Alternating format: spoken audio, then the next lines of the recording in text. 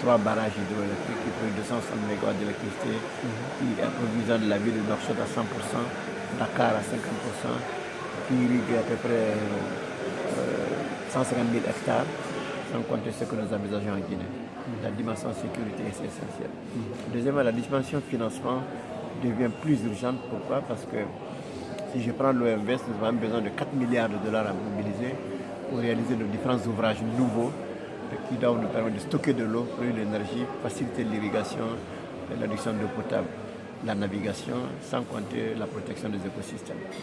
Et enfin, troisième dimension de notre participation, c'est comment faire en sorte que les massifs de Fouta-Jalon, d'où partent les principaux cours d'eau qui constituent le bassin du fleuve Sénégal, le Niger, la Gambie et tout ça, ce fleuve, ce massif soit pris en compte dans une dimension régionale. Donc, nous avons conçu un programme qui s'appelle Programme régional de l'Observatoire de l'eau de l'environnement des massifs de Fouta-Jalon, dont nous cherchons le financement et qui doit être un projet à la dimension de l'Afrique de l'Ouest.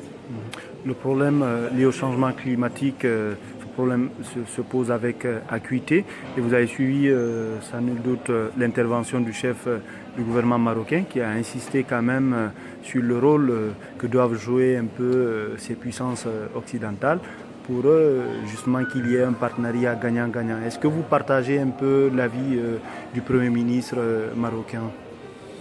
Oui, mais nous nuançons parce qu'on ne peut pas en toute réalité attendre tout de l'Occident. Il faut avoir une prise de conscience à notre propre niveau. Les pauvres sont parfois leur propre autodestruction.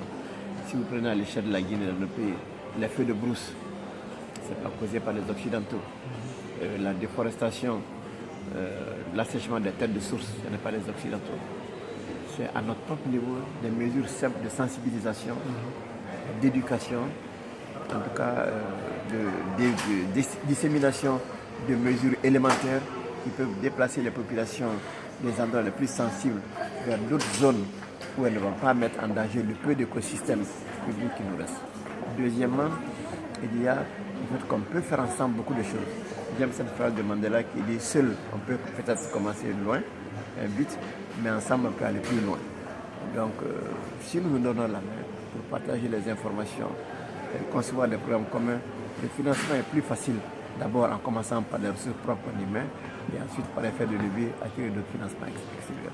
Donc nous avons cette approche au niveau de l'OMS et de plus en plus, je crois, beaucoup de gens commencent à parler.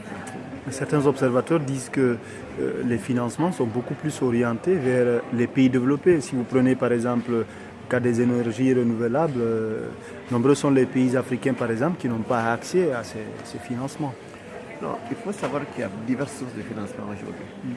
Il y a aujourd'hui le partenariat public-privé qui est un énorme gisier, vivier de potentialité. Je prends l'exemple de la Guinée, le barrage de Soapiti qui va être lancé bientôt, c'est près d'1,5 milliard de dollars. La Guinée ne peut pas financer, ça sera fait en partenariat public-privé. Si on doit financer ça par des aides, ça prendra beaucoup de temps. À l'INSAN, bientôt, une centrale solaire va commencer, mais c'est un partenariat public-privé. Donc l'immense potentiel hydroélectrique de la Guinée, le solaire qu'il y a, est important à valoriser.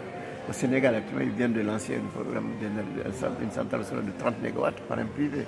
Le Mali, pareil, la Mauritanie, ainsi de suite. Donc il y a là une nouvelle opportunité.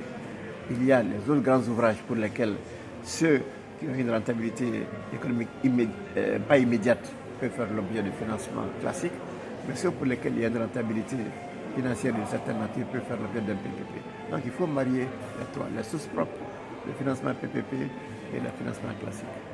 Et si on prend le cas de la Guinée, comment est-ce que vous avez accueilli cette nouvelle portant sur le démarrage des travaux de construction du nouveau barrage qui va venir en appui au barrage de Caleta? Vous voulez parler du barrage de Soapiti? Oui. Bon, d'abord, je rectifie, ça n'a pas encore commencé. Disons que les financements sont en train d'être mobilisés. L'entreprise chinoise qui est le partenaire de la Guinée là-dedans est en train de boucler le financement avec la SFI, avec d'autres financements. Mais ça va être un plus pour la Guinée parce que je dis souvent que la Guinée doit se positionner maintenant comme exportatrice d'énergie dans la sous-région. Et ce barrage va permettre, avec le réseau OMVG qui existe, d'évacuer, de vendre de l'énergie au Sénégal, à la Gambie, à la Guinée-Bissau. Mais également, comme ce réseau est interconnecté avec la Côte d'Ivoire, le Libéria, la Sierra Leone, et plus tard avec l'OMVS, donc ça fait en sorte que tout barrage que la Guinée pourra produire, construire, peut évacuer l'énergie dans ce pays. Donc, oui, Soapité est important, non seulement pour la Guinée, mais pour la sous-région, à condition que les réseaux soient là et que la Guinée mette en place un système de gestion extrêmement efficace.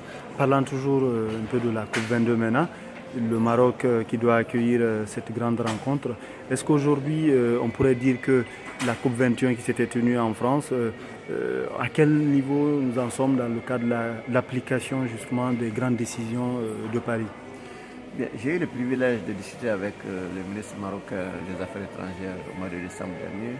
Nous avons échangé et nous avons estimé que la COP22 au Maroc peut être ce que nous appelons la COP du concret. C'est-à-dire qu'à Paris, on a jeté les grandes bases, on a annoncé des financements et qui ne sont pas réalisés encore, concrétisés. Il faudrait qu'au Maroc, il y ait des projets concrets dont les financements peuvent être mis sur la table pour que ça démarre. Est-ce que vous avez l'impression que, encore une fois, la mise en application de toutes ces recommandations, c'est-à-dire notamment celles qui parlent de pollueur-payeur, sont un peu en défaveur des pays en voie de développement? Bon, il y a une injustice flagrante en matière de climat, comme l'a dit le roi Hassan. C'est la dernière injustice mondiale. C'est-à-dire que les plus pauvres payent pour le travail inique de dérèglement provoqué par les pays industrialisés. Donc ils ne sont pas auteurs de quelque chose, mais ils en subissent les conséquences. La prise de conscience qui se fait au niveau mondial, c'est de dire, écoutez, ceux qui ont été à la base de la création de cette situation, et dont on sait que les États ne peuvent pas être réglés, même à l'échelle d'une génération, doivent s'engager à mettre sur la table des moyens pour aider les pays les plus pauvres, non seulement en termes détermination, mais en termes d'adaptation. Bien, gageons que les 100 milliards prévus pour 10 ans, à raison de 100 par an, puissent être mobilisés.